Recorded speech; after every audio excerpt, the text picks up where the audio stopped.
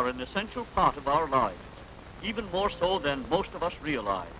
Doors enable us to enter our homes, our schools, our churches, and our places of business. Without doors, we would be locked out of many comforts and joys of life. The ease and comfort of home, opportunities for worship in church, opportunities for work in the office. There are many kinds of doors, but all doors cannot be seen. There is a door to knowledge that we call study.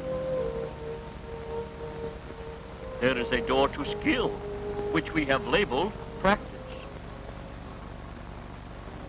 And a door to character we call discipline. There is another door we cannot see, one which is just as real. It is the door to heaven. Jesus said, "I am the door. By me if any man enter in, he shall be saved." There is only one door to heaven. People would have us believe there are many doors to heaven.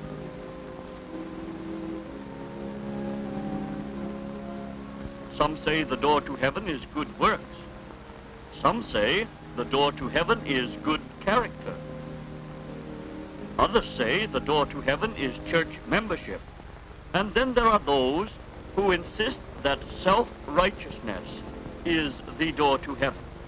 Many are indifferent to the life beyond and pay no attention to heaven's door.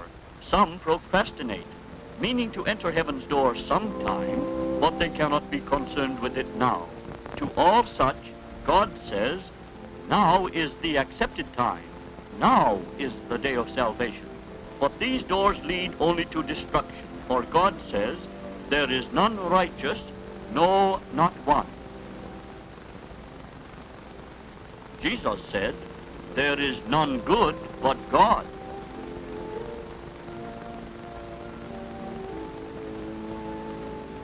We can belong to many different churches, but unless we are members of the true church, which is the body of Christ, we are lost.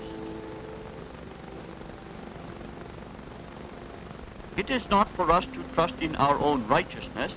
The Bible says, not by works of righteousness which we have done, but according to his mercy hath he saved us. Christ is the only door to heaven. People have the idea that there is a special door to heaven for everyone. But how can we attribute such folly to God when we would not even attribute it to ourselves? None of us would build a home with special doors for each member of the family. We all use the same doors. And, of course, we know that the door which is large enough for the biggest one of the family is large enough for the smallest, too. So it is with heaven's door. It is large enough to permit the biggest as well as the smallest sinner to enter, if he but come, seeking admittance in the name of Jesus. Some doors can be entered only after a specified entrance fee is paid. Heaven's door is open to all, without money and without price. But just because we pay nothing to enter does not mean that no price was paid. Oftentimes, great museums offer free admission to the public, in spite of the fact that they have been built at enormous cost. So it is with our entrance into heaven. It is free to us, but here is what it cost the Lord Jesus. Not silver and gold, nor precious stones, but his own precious blood. Some doors are open only certain hours of the day. Heaven's door is open at all times, night and day. But despite these facts, some will seek other ways to get into heaven. The Lord Jesus has this to say of them, "He that entereth not by the door into the sheepfold, but climbeth up some other way, the same is a thief and a robber." Doors enable us to seek shelter from the storms of life. And so, the door to heaven enables us to find shelter from the storm of God's wrath.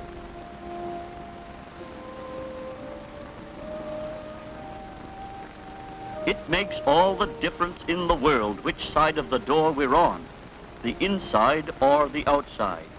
Those who have chosen to enter heaven's door can never come under the wrath of God. But those who remain outside the door are already under the wrath of God and must suffer the full force of the storm when it breaks. Which side of the door are you on? Most doors permit us to carry anything through them as we enter. But heaven's door is very narrow and will permit us to take nothing with us. No one can carry his sin into heaven. Those who will not forsake their sin cannot enter heaven's door. But those who will allow the Lord Jesus to wash their sin away will be able to pass through heaven's door.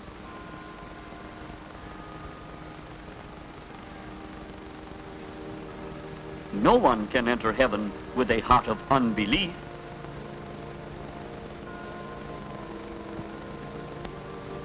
Only a heart that believes on the Lord Jesus will have entrance there.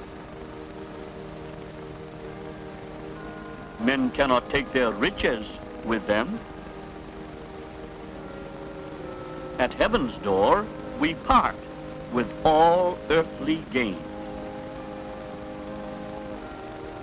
Earthly fame, too, must be forsaken at heaven's door.